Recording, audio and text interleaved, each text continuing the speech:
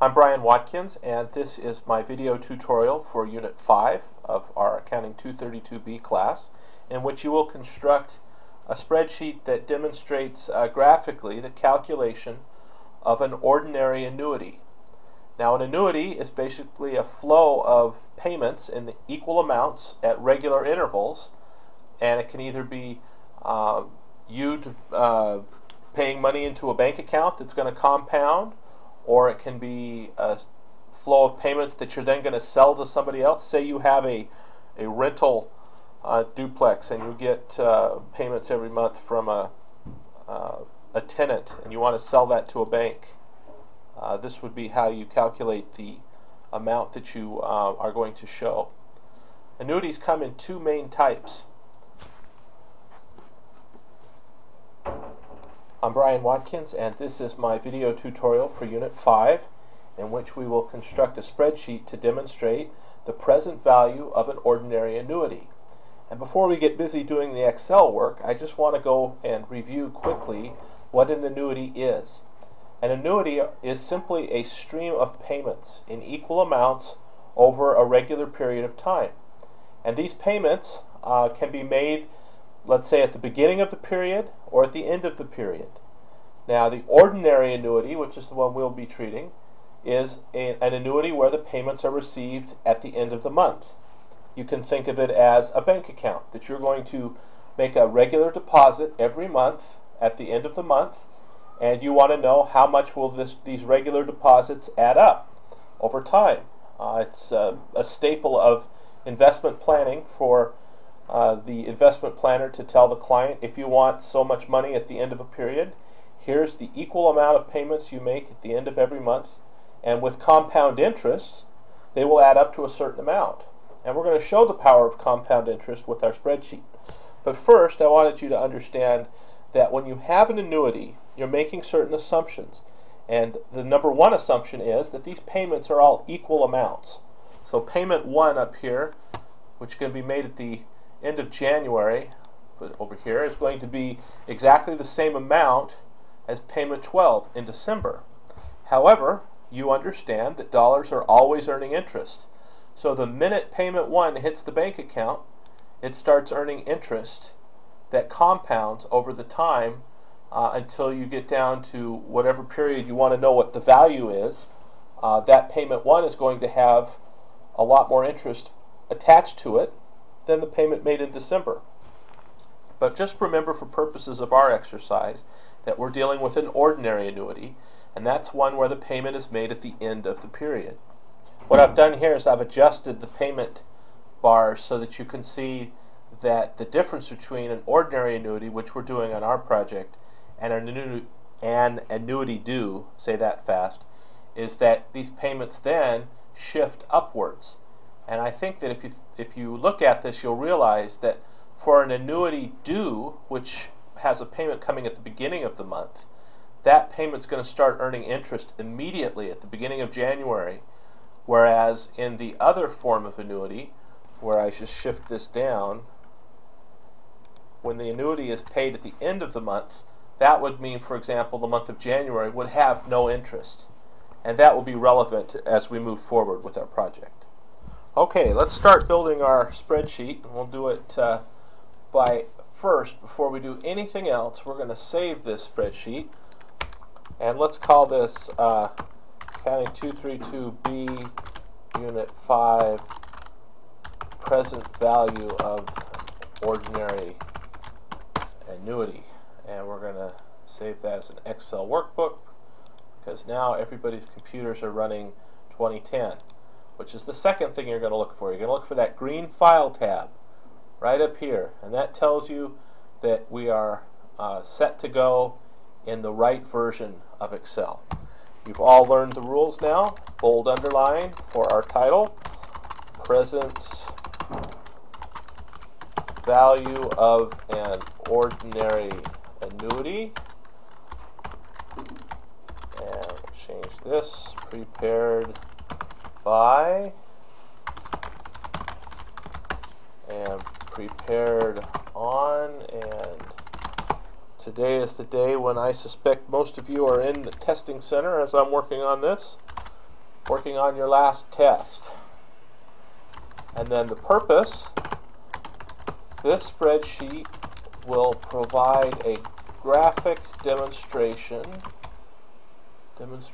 of the correct calculation of an ordinary annuity, one in which payments are received at the end of the period.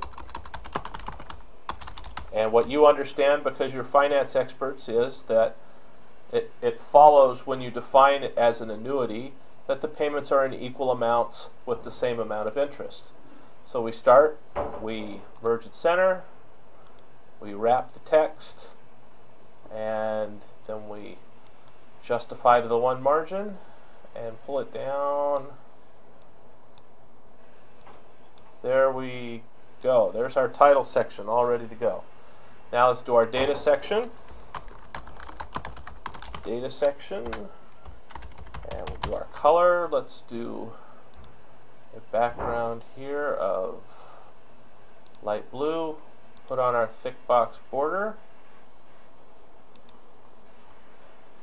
And what we're going to do is we're going to take inputs that are necessary for us to use the formulas. Let me look it up here real quick.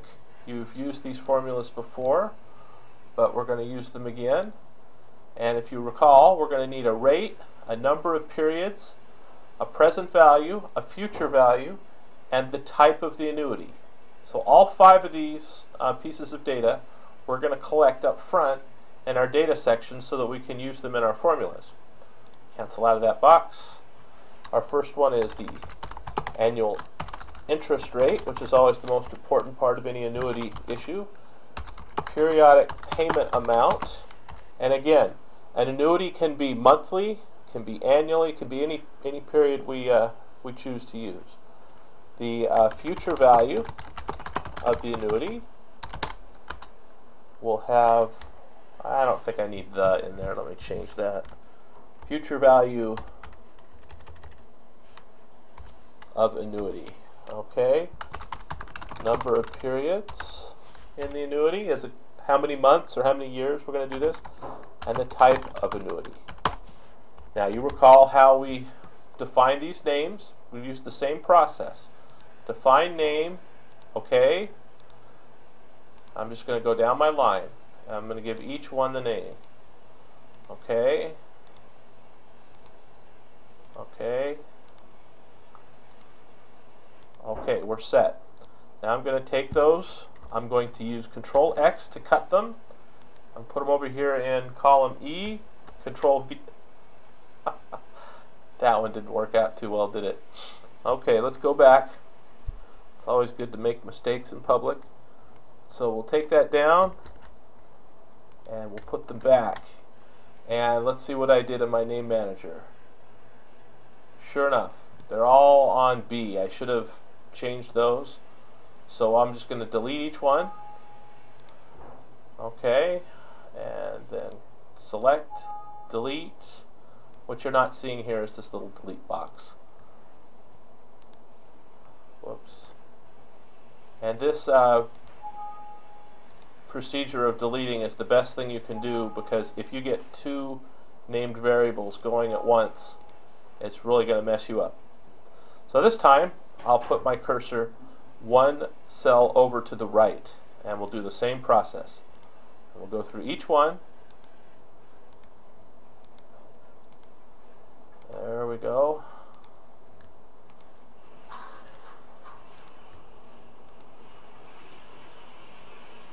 Okay, now that we've named them all, we'll try to do this right this time.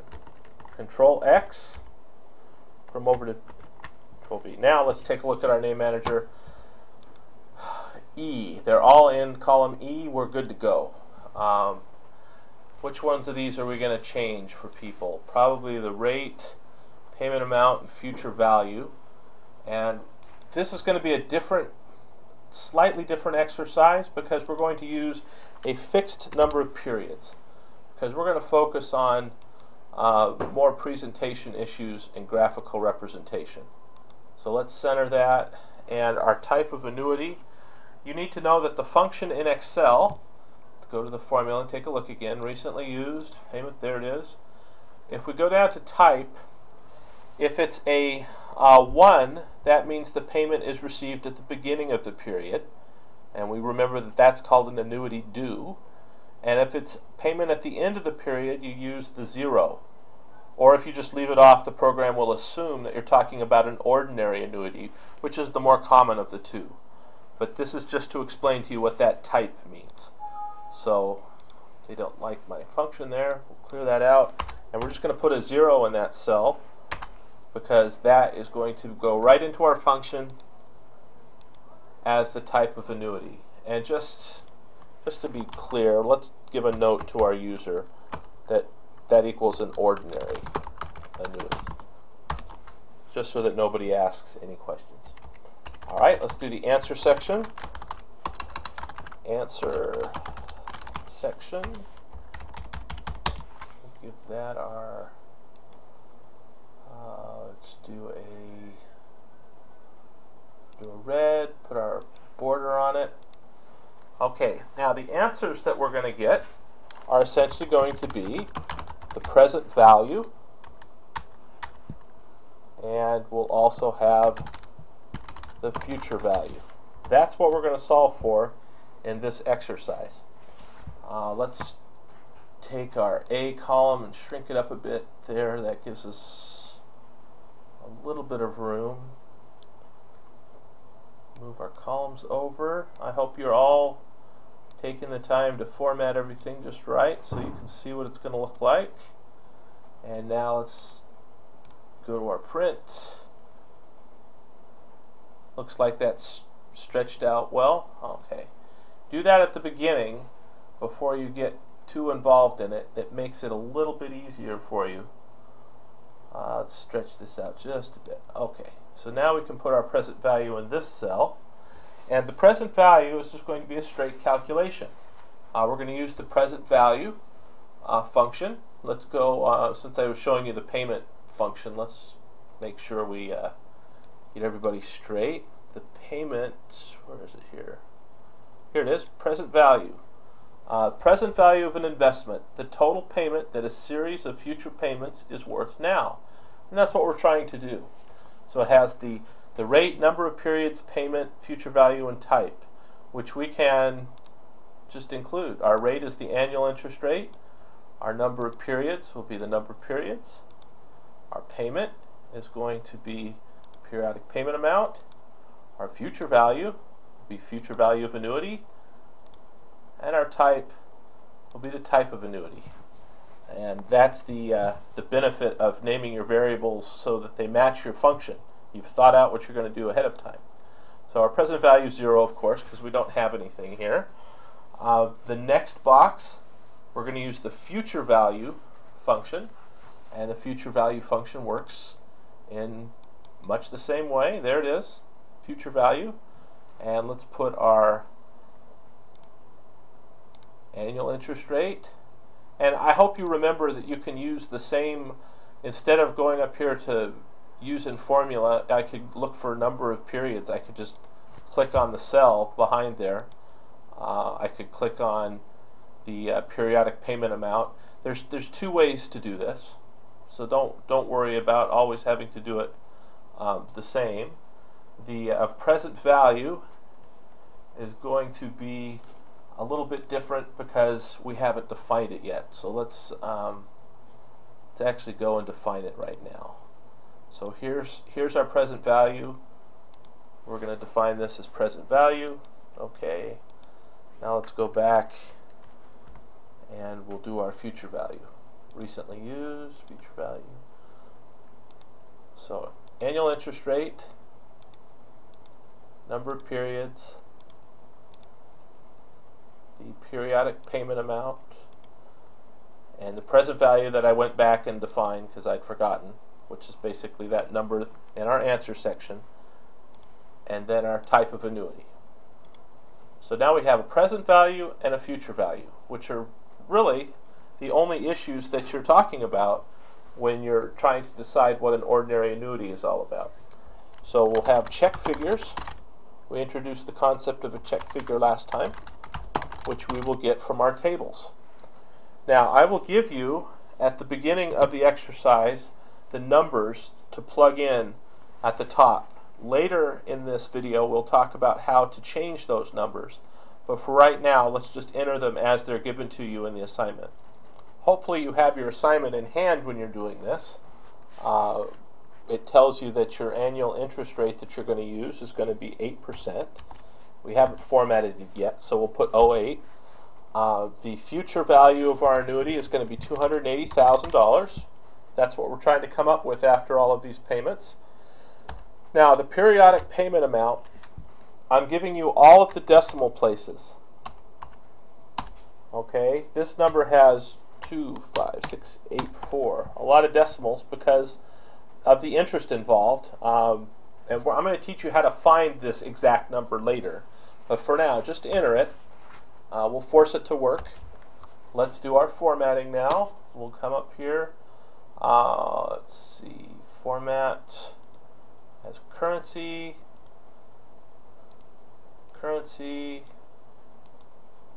and then we'll center them. Okay, now they're formatted right, and we're still having difficulty with future value. Don't worry about that. We'll clear that up. Okay, and the one thing we have to go back and make sure that we adjust is that this payment amount representing a cash outflow should be negative. And our functions in Excel will want a negative in order to come up with the right answer. Let's format this. Let's give it a comma format. There we go. Okay. Since we can't get the brackets in the other format, I'll just change these to accounting so they look good. Alright, so now we're all set. We've got our data in. Just to understand, we have the same variables that are required to use in our present value function and our future value function. So as far as this part of the spreadsheet goes, it should be easy for you to remember. Present value, future value. Now the check figures are going to come from some tables that we're going to construct. So let's do these. What we're going to do first, we'll just call it a backward proof, and we're going to construct. Let's give it kind of a shorter box. We're going to construct a table that's going to demonstrate, starting with, let's see, we're going to need the period, an ending balance, a payment, interest amount, beginning balance, and we're going to do another check figure inside our table. Make sure everything's going right. Bold, underline, center.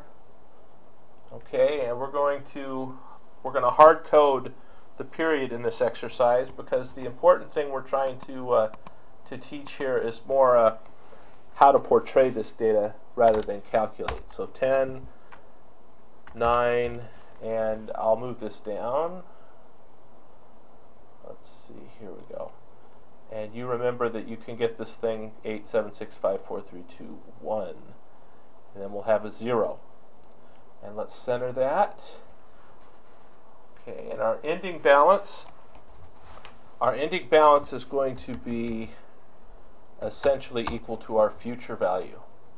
So let's put that future value in. Future value of annuity. And let's format it while we're up there. We'll just call it a comma. There we go.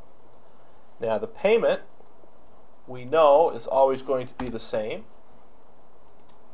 Periodic payment amount. And let's give that its format as well. And our interest is going to be essentially your annual interest rate times the beginning balance, which is going to be found in the cell directly to the right, which is F22. And for that first payment, it's a 0 because we don't have our beginning balance listed yet. Beginning balance is going to be the tricky one. And what you do in order to get the beginning balance is you have to add, what's the best way to do this? Those of you who've had my 232A class remember how you take a number backwards. So we take and we start with the ending balance, which you want to say 280, but you can't because you have to take into account that you have a negative number there. So rather than subtract a negative, which would end up adding it, I hope you see what I'm doing. I'm going to add a negative number. And that has the mathematical equivalent of doing a straight subtraction. Because at the beginning, I have something less that payment. So I start with what I have at the end, okay, and what I have at the end after the interest has been earned, because my payment is made at the end of the year, so I can't, or the end of the period. So I have whatever 280 less 19,328 is. That's what I'm starting with.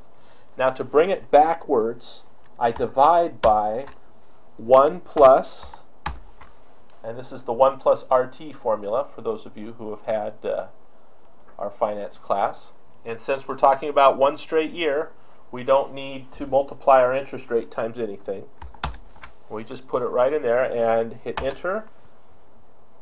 Let's format these and then let's talk about what these numbers represent. Let's pull this out here for check figure. These numbers represent at the last period there, you started with 241,362. You earned interest of 19,309.02. And then you made your regular payment. Remember, every month at the end of the month, you make this payment, and you came up with an ending balance, a future value of 280. And I hope you see that if we had counted this payment differently, we would be trying to calculate the full 280 instead of that number that's somewhat less than that.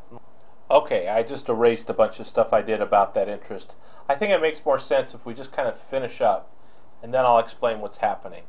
So let's just take these figures and let's copy them down.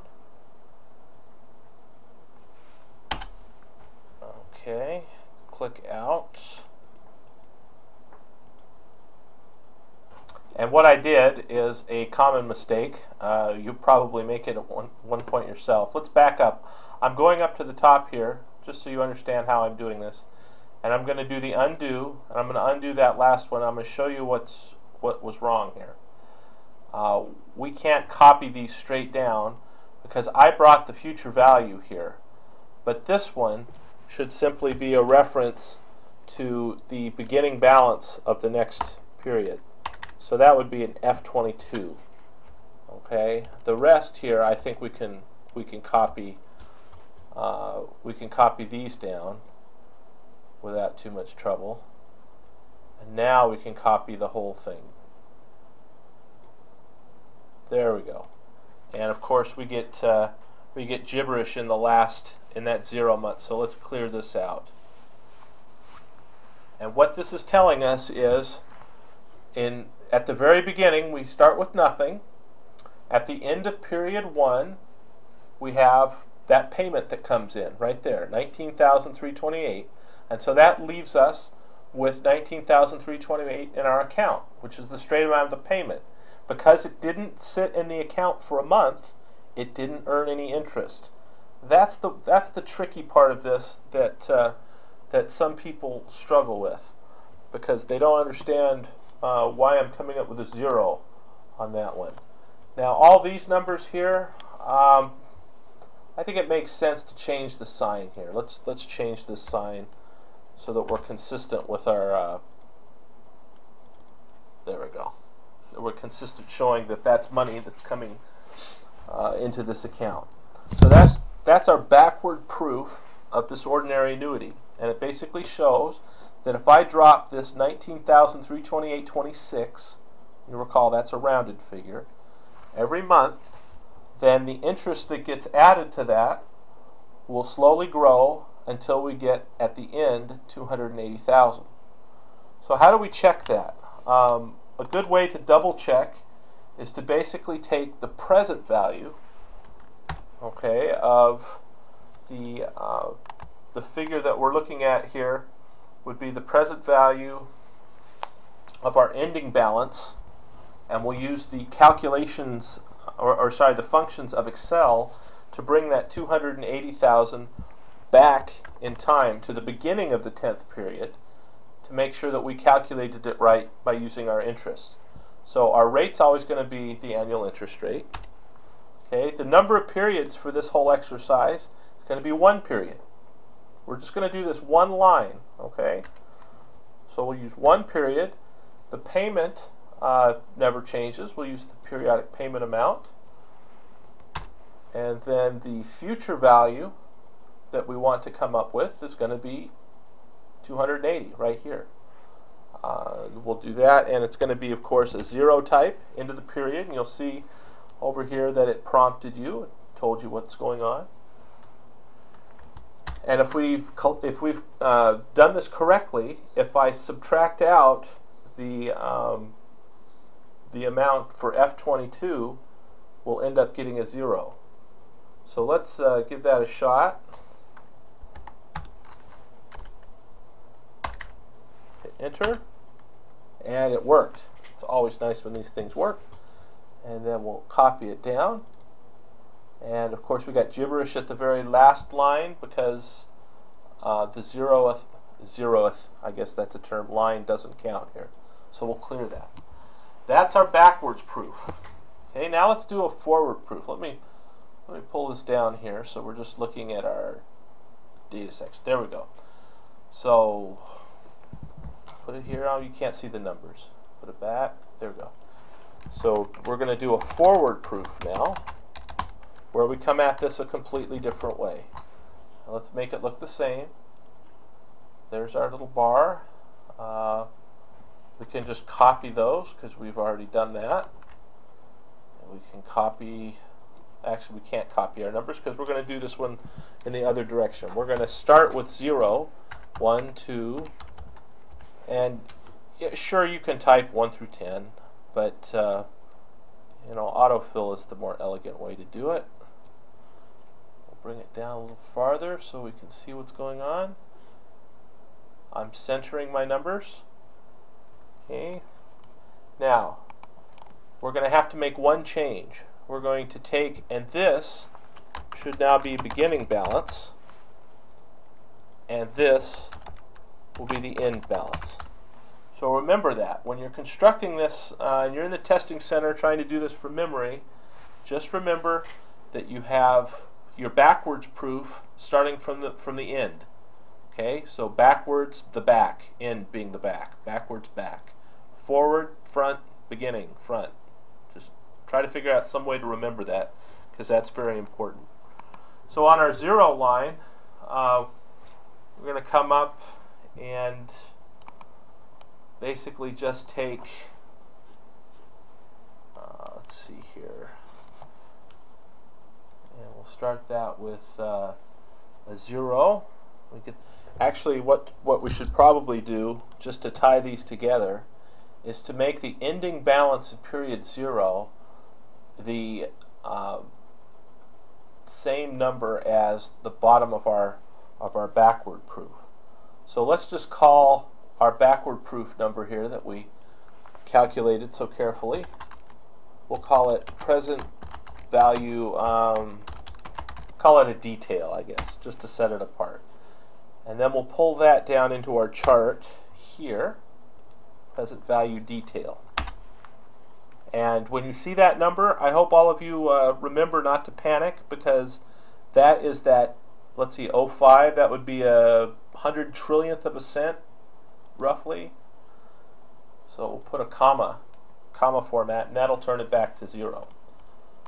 So our beginning balance in period 1 is just going to be the that 0 coming down, and our payment is going to be the same, but let's here, let's bring that in, but let's change the sign so that it's positive.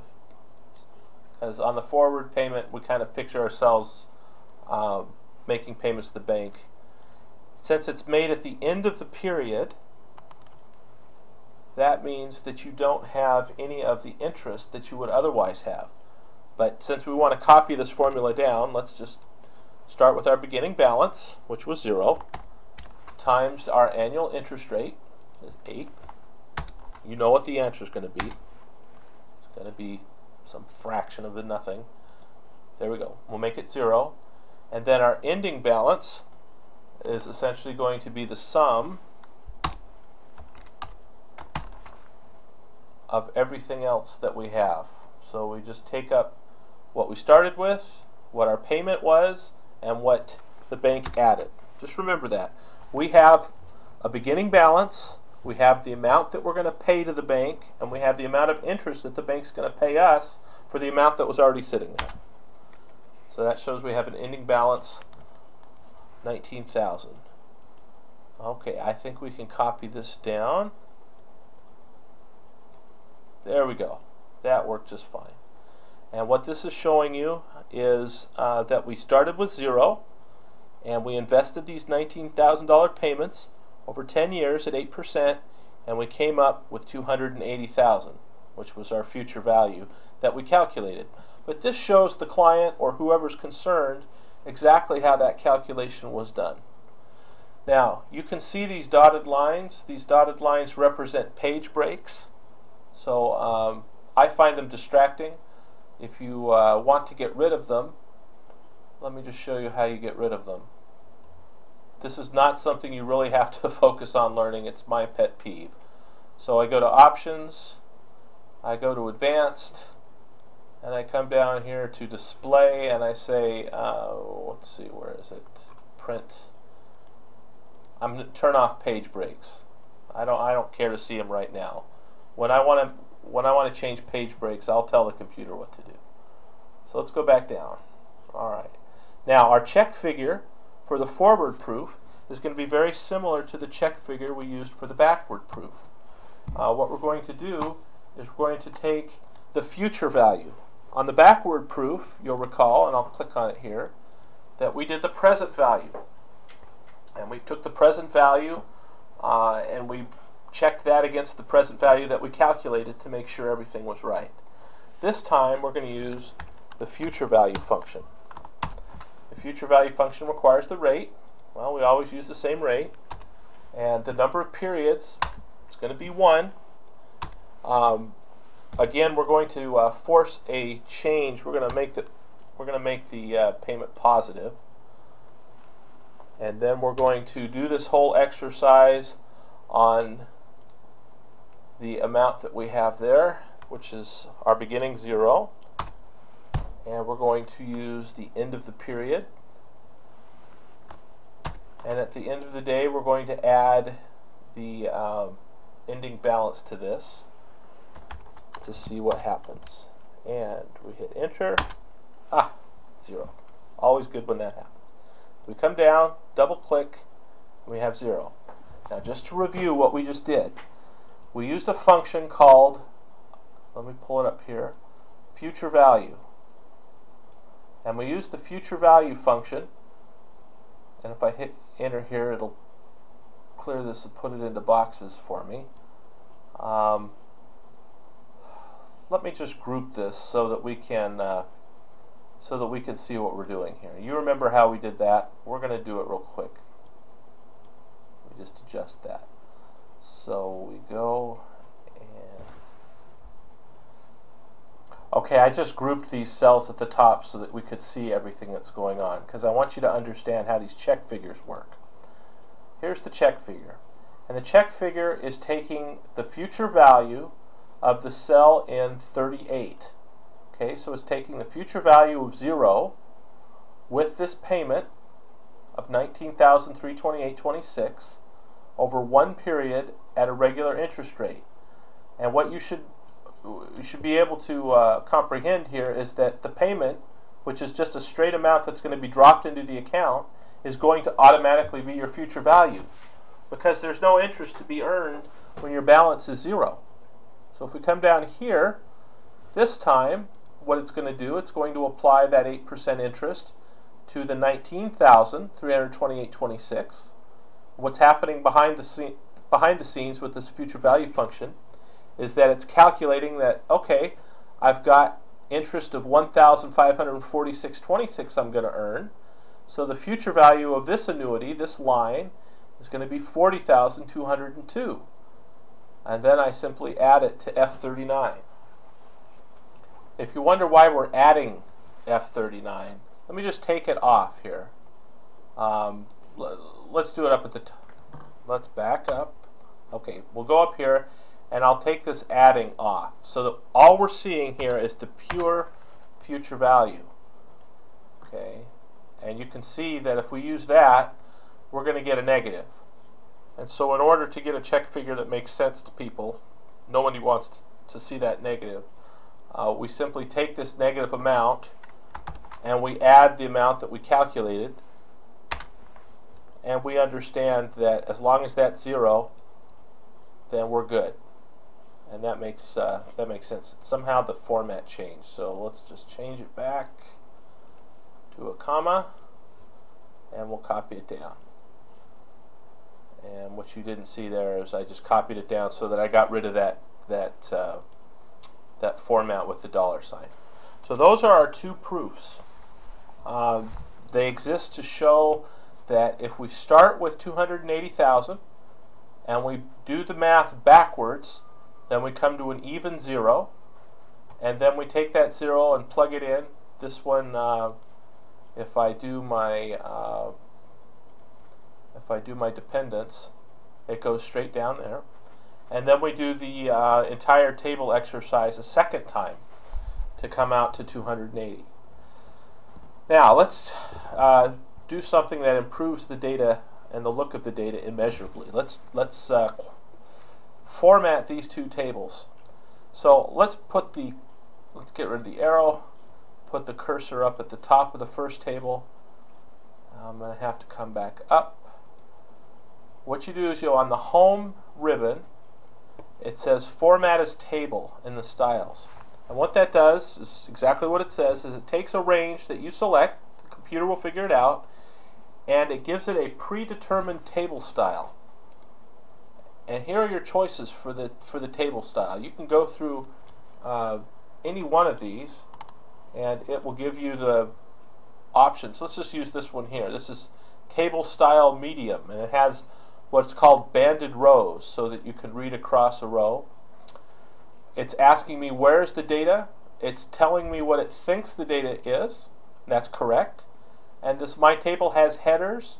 That's a signal to the computer. Just you'll remember this from pivot tables, that those words at the top of each column are the names of the fields. So when I hit OK, there's your table. It's just the same process you used for the pivot table exam. Let's stretch it out just a tiny bit. Maybe that's a little too much. Payment. I just want to get it so I can read the words. There we go, in balance. Alright, let's take a look and see if this is all fitting on the page. Print, beginning balance, looks fine. Nobody's going to regret not seeing the check figure. That's just for, that's for you. So that looks good. Now let's do it for the second table. And I'll just try to save something here for you to see. I put it at the top, format as table. Let's do this one in green. Ask the same question, give the same answer, hit OK, and now we have this table. So now we have our data. It's prettied up a bit so that the report you give your client looks impressive. But there's something more we can do. I want to teach you how to do a graph. I think graphing is important because what we're going to show in this example is the power of compound interest to cause your monthly payments to accelerate in value.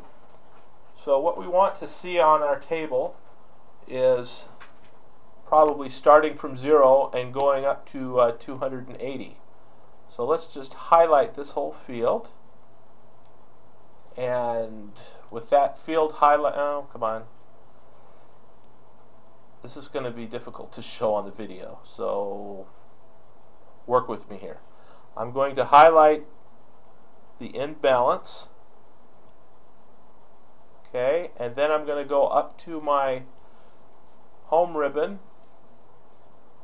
or sorry, my insert ribbon, and I'm going to put in a line chart. Okay, this is kind of squeezed because of the limitations of the video, but I'll click on line, pick a chart, and here we go. So let's bring this down now. It just dropped the chart. I could put it in my table right there. Okay, now let's do a little bit of chart formatting.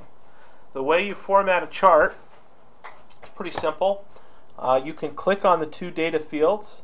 Let's do a left click on these numbers, because it took these numbers 1 through 11. It just counted. If you see here 1, 2, 3, 4, 5, 6, 7, 8, 9, 10, 11, just counted the rows. But we know that we want it to show period 0 through 10. So left click on the numbers.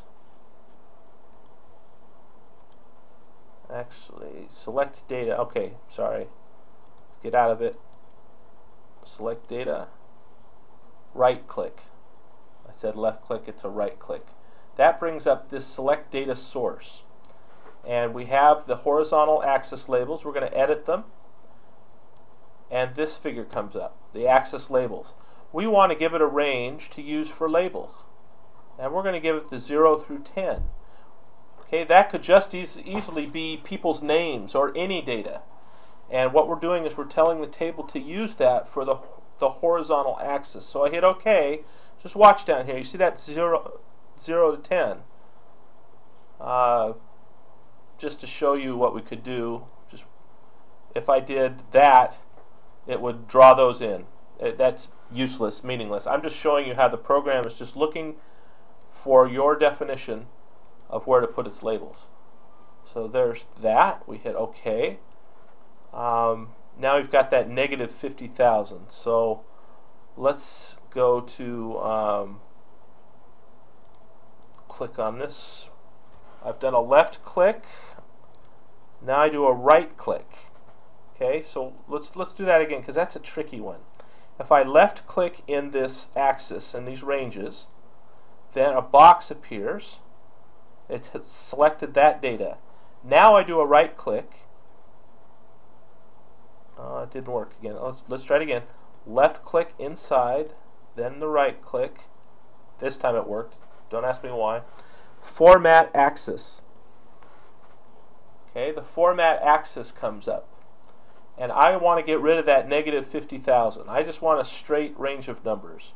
So I go to axis options where it says minimum, and I say fixed, and I hit 0. And then I hit close. And that just shifted it up. And the point I want you all to learn is that there is nothing about a chart that you can't change. It took end balance because that was the range of numbers that we're charting. But I could click on end balance, and I could give it the value of investment account. Let's just do that. We don't need a space. Then I click out of it. Okay, end balance as my line. That's good. So there's a chart. And I think that shows the client that with these monthly payments, we can generate money on, you can see the slight curve there. That's the power of compound interest. Now, I promised you at the beginning that I would show you how to come up with this payment amount. It's kind of tricky, isn't it? Let's go up now, home, and let's just say that we need to make a change to our data, and the change is going to be, why are we still in chart tools? Let's click out of that. There we go. The change is going to be to the payment. So if we're going to change our future value, and we're going to say, I want to come up with $500,000, and hit enter. Well, now I've got a problem because my present value is a negative number. And the way to read that is, if I want 500,000 in this account at the end of my 10 years, right here, you see that? Then what I have to do is I have to start with $101,902.57. I don't want to start with anything. I want to tell my client how much money every month is required in order to come up with that annual interest rate. And the way I do that is I use a function called goal seek.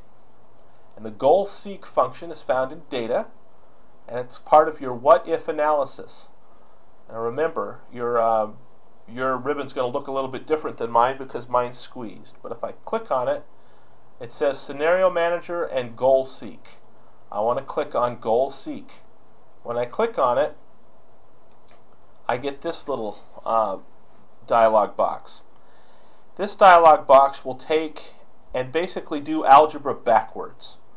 You have to set a certain cell to a number. Well, we know what we want.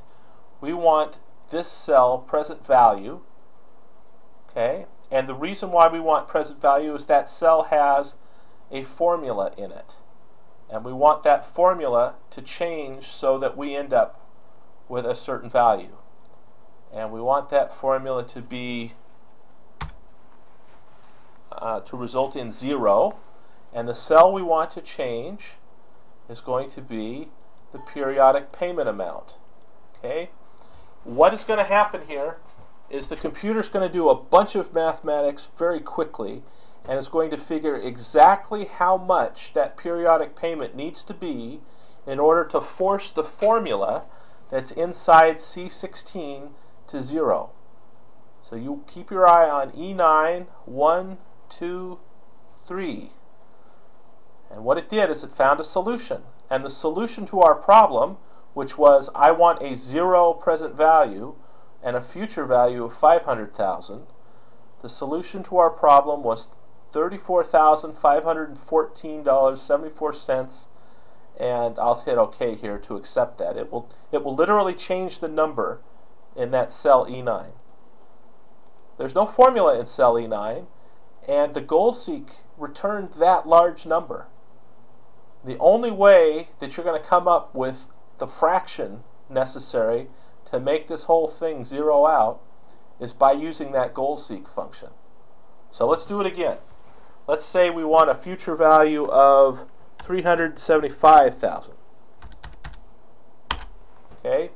Well, we now realize that with this periodic payment, we've overpaid. Okay? So we want to make sure that we come out with zeros here. So we're going to use goal seek. And again, the rules for goal seek are that you have to set a certain cell equal to something, and the only way you can do that is if the cell has a formula that can be manipulated. So real quick, let's just go back for everyone's understanding. The formula in this cell C16 is the present value formula. So let's go back. I want to do a goal seek, and I want to set cell C16. I want it to be 0, and I want to change this cell. I want to change, let's see, hit enter, okay. I want to change the payment amount. I don't want to change anything else. I don't want to change the interest rate or the future value of the annuity. I hit OK. And there it goes. It changed for me. Now I know that that payment will do it.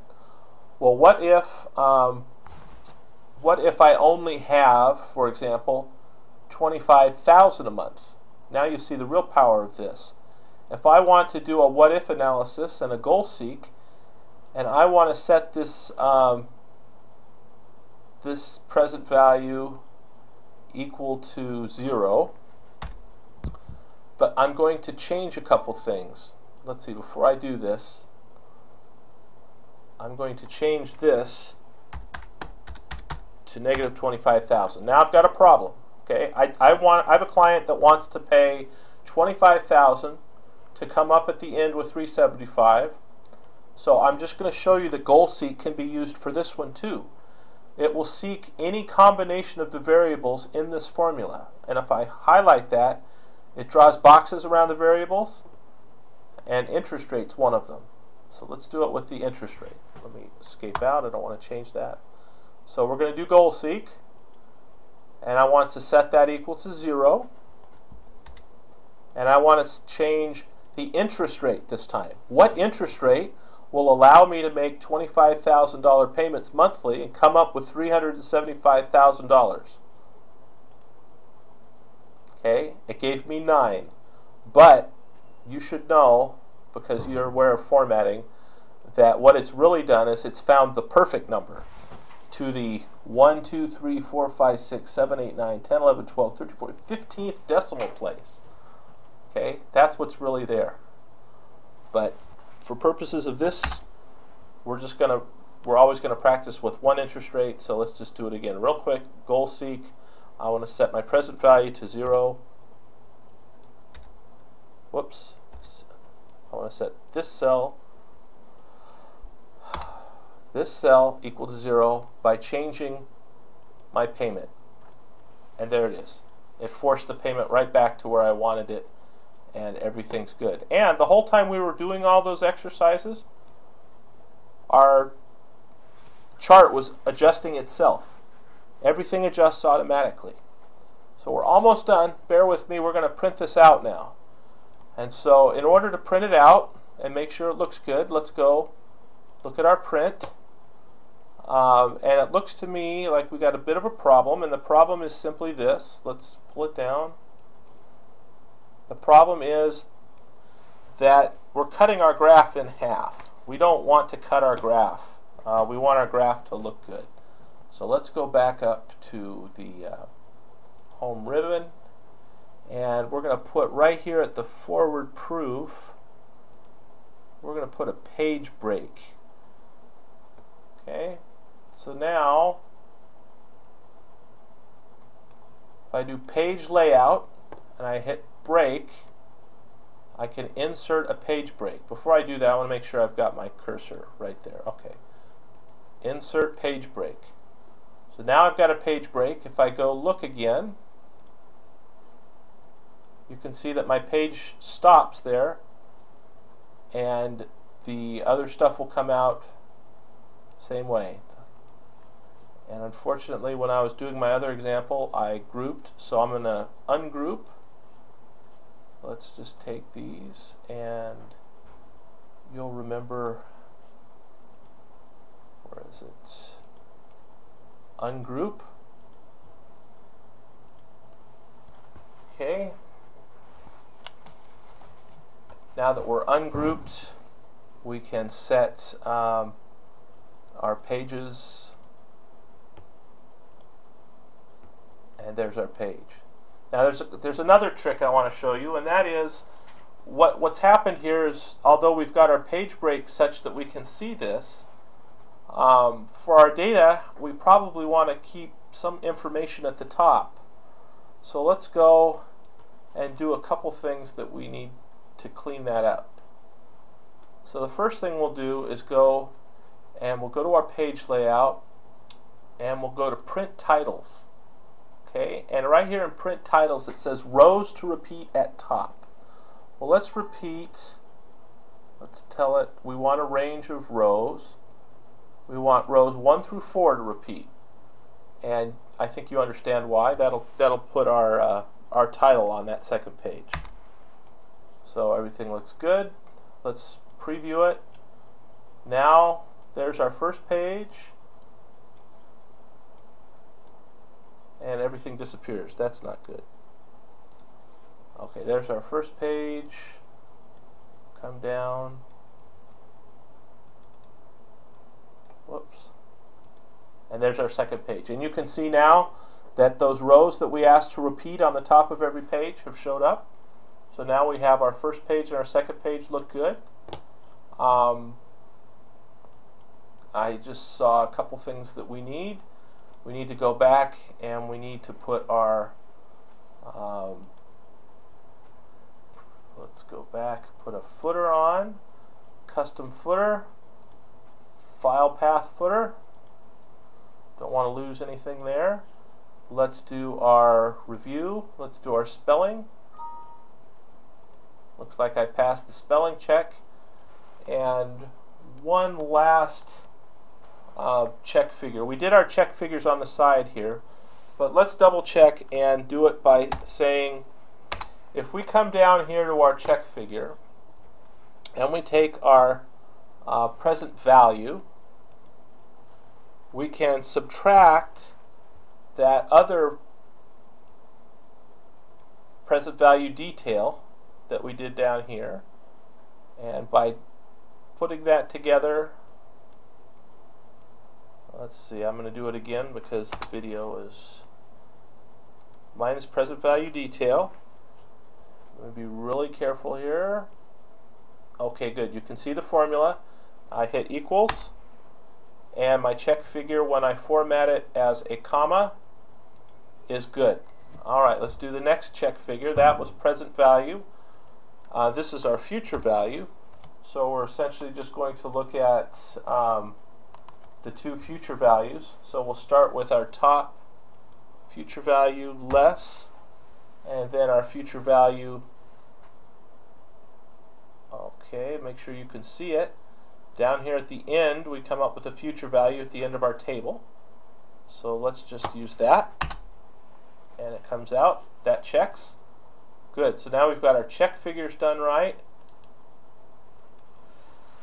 And I want you to see one last feature. This is going to be a long video. I apologize for that, but there's more theory going on here. This periodic payment number, if I make it positive, throws off our present value calculation. Okay. So we want to make sure that our user doesn't mess with that number. Our user makes sure always to keep that periodic payment negative. And the way to do that is by using data validation. So let's highlight that, and we're going to go over to data. Okay, I restarted it, but here we go. Data validation, and we're going to allow a decimal, and it's going to be less than or equal to, where is it here? Less than or equal to 0, because we want a negative number.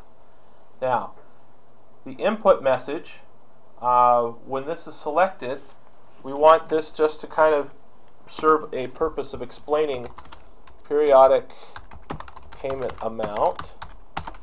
And we want to say this cell must be a negative number in order for the spreadsheet to function correctly and display appropriate data. So there's just a message to our user to say, hey, this is what's going on. And now the error alert, when somebody goes and tries to enter a positive number, we need to say, okay, take one of these basic functions, we'll say stop, and our title is going to be invalid data entry, and we're going to explain, please re-enter this number as a negative number. Okay, and resist the temptation, please, to give some sarcastic error alert. You know, don't call your user a dummy or anything like that. I've seen all kinds of witty little things here. Not good in a professional setting to make the user of your program feel that you're making fun of them. So keep the error message simple. Okay, so now we see what's happened. Once I enter that data validation rule, every time I highlight that cell, I get a little note saying that this has got to be a negative number. And if I try to enter something positive, it will say re-enter this number as a negative number. Give me a chance to retry. Okay, so I go back to my original number, and that slid right through. I think this is one of the more important functions that you now know how to use, and you can think of several ways to apply it. For example, in your earlier spreadsheet, the one you did for test 5, you could set validation on your number of loan periods, and you could prevent your user from entering anything more than 30 years as a loan period, and then there's no way anybody would ever request some kind of feedback from your spreadsheet that it wasn't capable of providing. Having looked at this, I think we're going to format these check figures as currency so that they match. Currency. Let's do currency and currency. There. Thank you for your patience with that. I think that looks a lot better. Alright, that is a completed Unit 5 spreadsheet. What makes this one difficult for students is the necessity of understanding what's going on in this answer section. What does it mean to have a backwards proof of an ordinary annuity? And I'm afraid I can't make it any simpler than I've tried here, but hopefully you can understand what that graph is all about. It just shows that every month you're not only increasing in a straight line, you're increasing at an increased rate because you're compounding. And the second thing I want you to take out of this exercise is the importance of looking at your output. Okay, here's the output, and you can see how we've adjusted this so that there's my footer, there's my graph. In fact, I see a problem here. That graph doesn't have its line. So let's fix that real quick so that we make sure everything looks perfect. I always expect perfect output, so you should hold me to the same standard. We're going to just go down to the chart, click on the chart, slide it over to the side. Let's see if that does the trick. We'll go to File, Print. Oh, I didn't click out of the... Okay, click out of the chart. Let me just show you what I did. I was in the chart. You can see this thick gray line, so that means I was still formatting the chart. And when I say click out, I mean click anywhere outside of the chart. It goes to the thin line showing that I'm done with the formatting. Now if I go back and I say print and I take a look at what my output is, I hope that it came out right. So now I've got my chart, I've got a border on it, everything looks good, and I'm set to go. So those of you who are in my online section, if you have any trouble with any of these ideas, the annuity or any of the functions that we've gone over, please give me an email and I'll work with you individually. And those of you in my lecture section, we will construct this over a couple lectures so that you feel comfortable enough with it to recreate it. So aloha, have a good evening, and good luck on this unit.